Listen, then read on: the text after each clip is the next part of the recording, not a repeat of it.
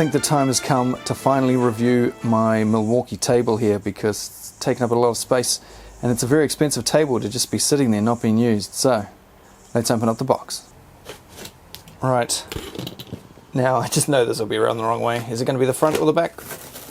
I knew it. It's the back. While we're here, I'll tell you a couple of things. It's 45 litres. It's a big unit.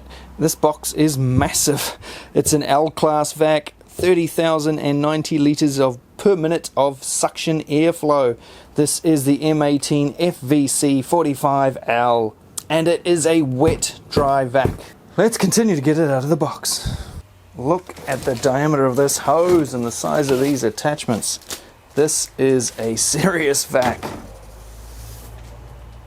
That's got a self-closing box. It's an absolute behemoth. Even with all the stuff taken out, the base of it is basically taking up the entire box. This is a big unit. Where am I going to put it? So the base cart trolley type thing is plastic on the bottom, but even though it's plastic, it's solid as. It's a pretty heavy unit.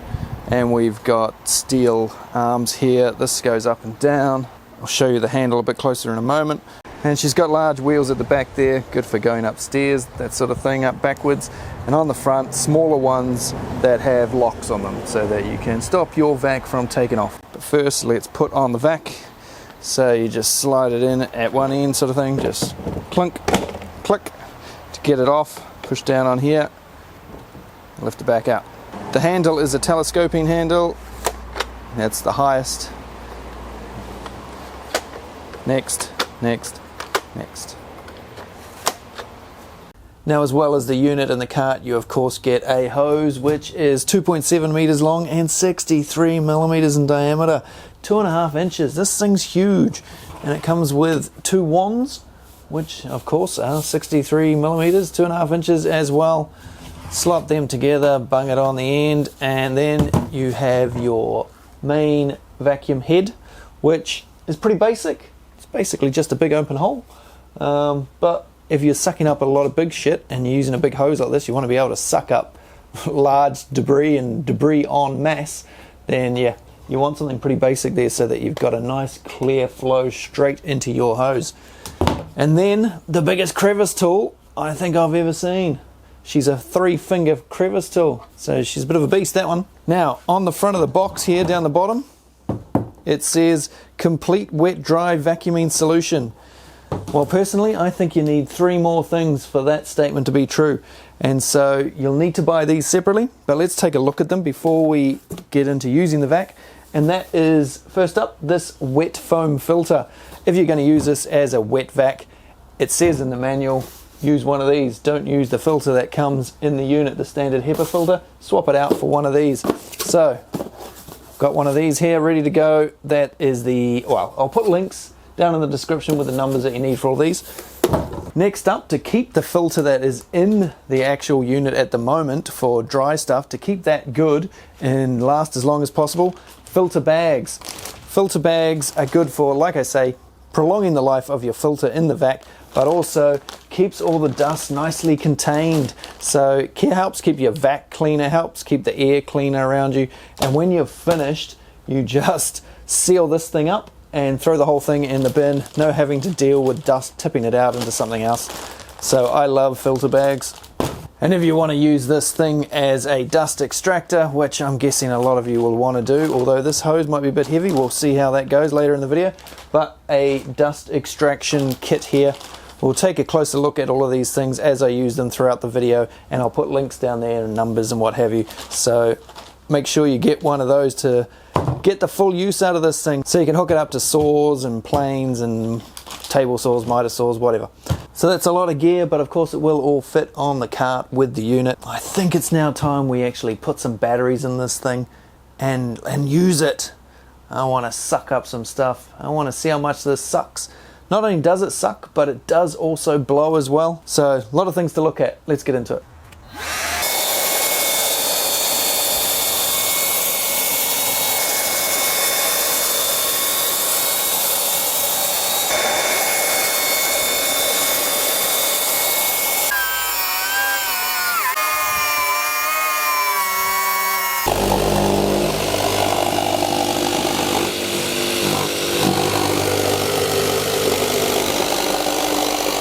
So it sucked up most of it, but there was quite a few biggish chunks that sort of jumped ahead from the blade as it was cutting, that jumped ahead of the vac, so it couldn't quite get it. But there was certainly a lot less of the fine dust, like that stuff. So it works, but didn't catch everything. No dust extraction ever does, but that's pretty good.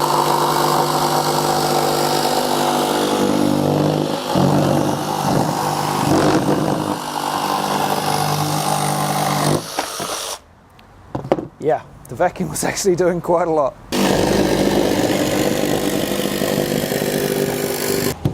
As you can see, the dust extraction doesn't work so good when you're going from underneath.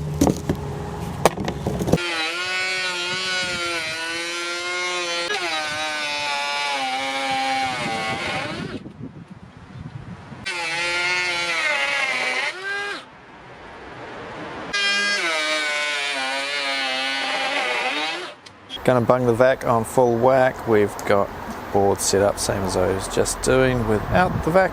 2mm depth of cut. Try it on full power first, then I'll lower the power, see if it still can cope.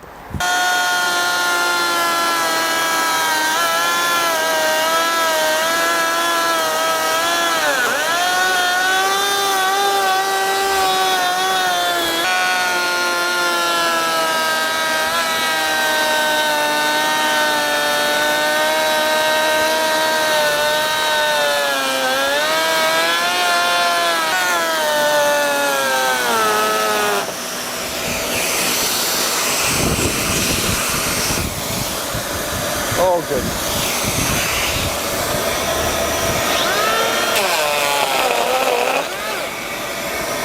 Instantly jammed. Never use it with this on it if you haven't got the vac on it, because it just jams straight away.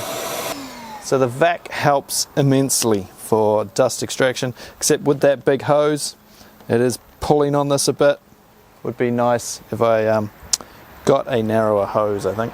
Somebody's cutting up the road out the front, so it might be a little bit noisy.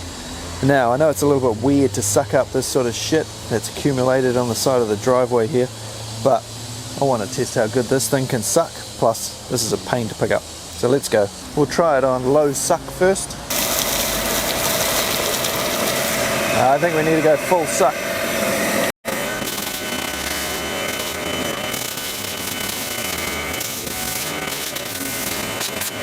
Okay, I know, pushing my luck somewhat. A few too many twigs and big stuff in there, but it was doing pretty good apart from that. What about getting rid of sawdust off the drive?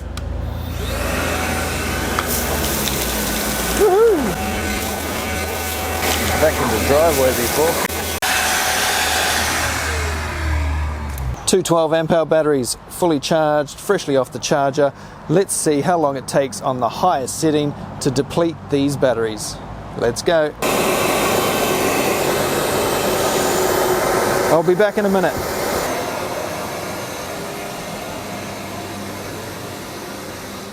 Wow, that was quicker than I thought it was going to be. As I suspected, one battery's gone flat. The other one's still showing 2 bars. I need a newer battery. So this has just come off the vac. This is the completely depleted 12 amp hour battery. Just see how warm it is. Not looking too hot there. Only around the 28-degree mark. So that's all good. But it is a pity that it depleted quicker than the other battery. This battery's 2020. This new one is 2023. So bit of a bugger. There is just about exactly 3 years difference between those two. And even though this hasn't had many charges, it's clearly not running at full capacity anymore. Now, of course, not only can it suck up dust and be used as an extractor, you can also use it as a wet dry vac. So this is what you will need though. If you're doing just a small amount, you're just doing a little bit of surface water, a little spill or something, then you could probably just get away with sucking it up without changing the filter. But if that standard filter in there gets wet, which I'll show you in a moment, then, you know, bit of a bugger. You're going to have to dry that thing out.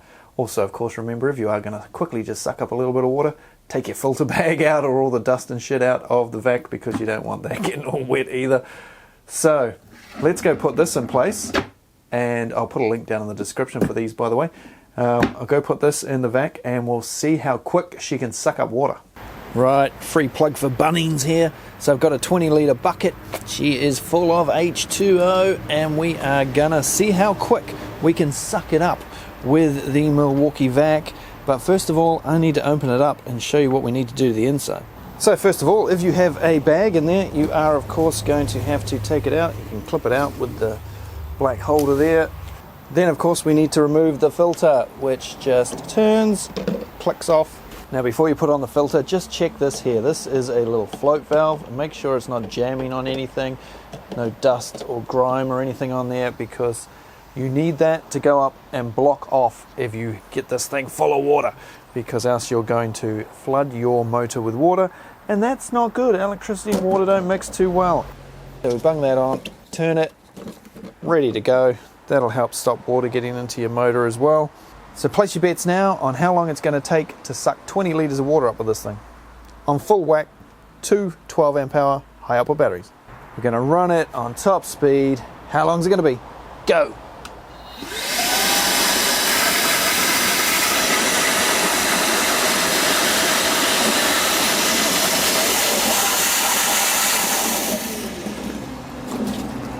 Well, that was pretty quick.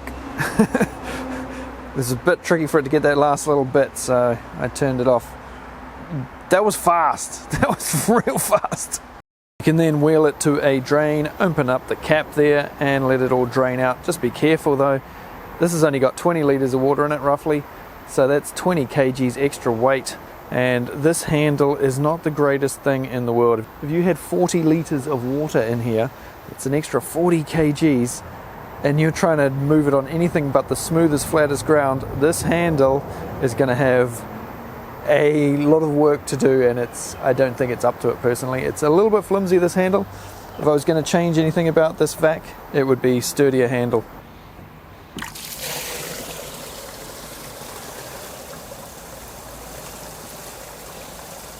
It's possibly longer to empty it than it was to fill it. It's sucked up pretty damn quick. But how quick? You've probably seen it on the screen and I haven't. If you have used your vac to suck up water or other liquids, make sure you hang it up to dry before you go sucking up anything dry again, because if you suck up anything dry, it's just going to stick to the inside of your hose. And if there's one thing I've learned in life, you do not want shit sticking on the inside of your hose. And this is why you need to change that filter, because even though the water was a long way away from here in terms of getting up to it from filling up, I mean the tank would have been less than half full, but we've still got water right up here on the top, and this is wet. The filter is all wet, so make sure you change that again, of course, before you go using dust again. Even a little bit of water has gotten through onto the area here where it sucks into your motor.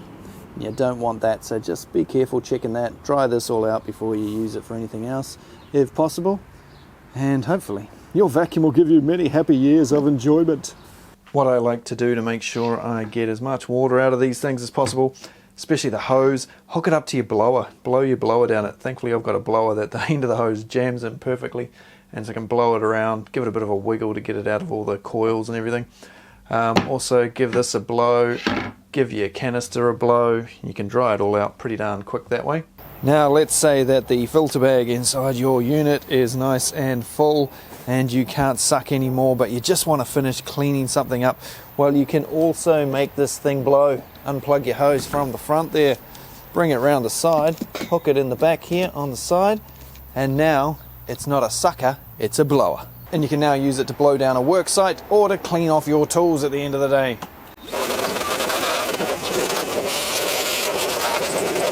Well, the blower doesn't suck. Now when it comes to comparing vacuum suction, you know, I could put numbers on the screen, I can tell you the numbers that the manufacturers put on there, and that's what people go by, CFMs and stuff, but different countries have different ways of measuring these things, different units of measurement, so it makes it hard to compare.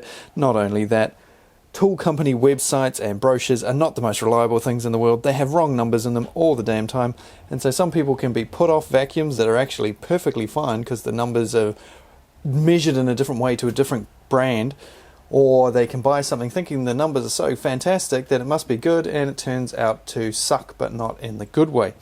So I just like to show you whether it can suck in a real world environment, just how much it can pull, whether it can suck up some heavy stuff. So in this particular test, we are going to look at some nuts.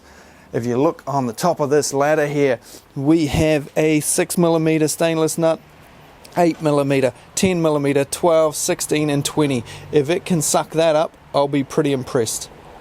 Let's go. The vacuum will of course be in the highest setting. 6mm, gone. 8mm, gone. 10mm, gone. 12mm, gone. 16mm. Oh, yeah. And finally,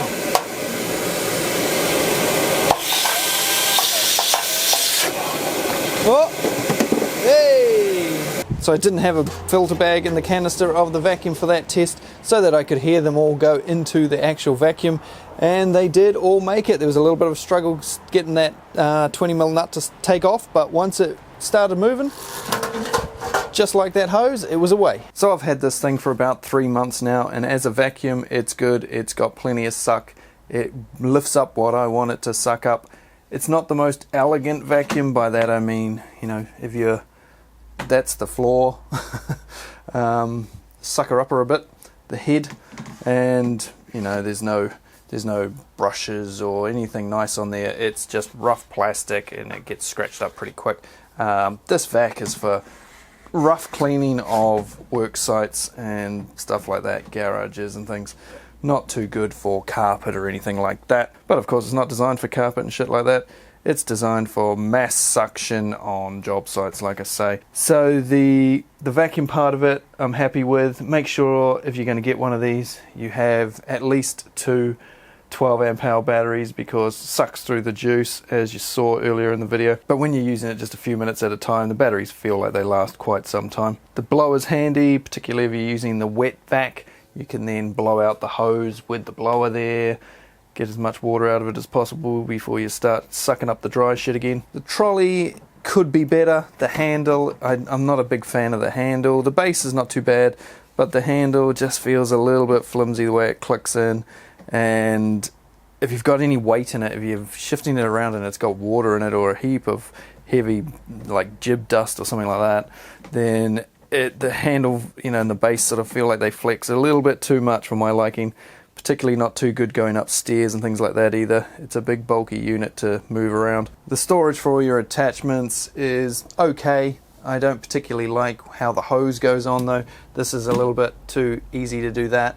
And this pops out of here a little bit too easy as well, and you've got to sort of just jam it on there any way you can, and it easily falls off the hose and comes off when you're moving it around, which is a little frustrating. It would have been nice if they'd maybe done something a little bit better with that. Now there's no pack out attachments or anything on the top here either. I mean, I know why they've done that. If you end up stacking a whole bunch of tools and everything on here, this handle and this cart are just not going to cope with an extra 30-40 kg stacked on the top. But there is some areas here where you can put straps on yourself for tying the hose on or tying something else on the top. So yeah, that is the Milwaukee 45 litre L class vac. Thanks for watching. There'll be some more Milwaukee videos here at the end and down in the description. If you are interested in Patreon, you can support me down there and that as well, which might be up in the top corner too. And yeah, other videos, other stuff, subscribe, like, you know, all that jazz, all that shit that everybody does, blah de blah. See you on the next one. Cheers.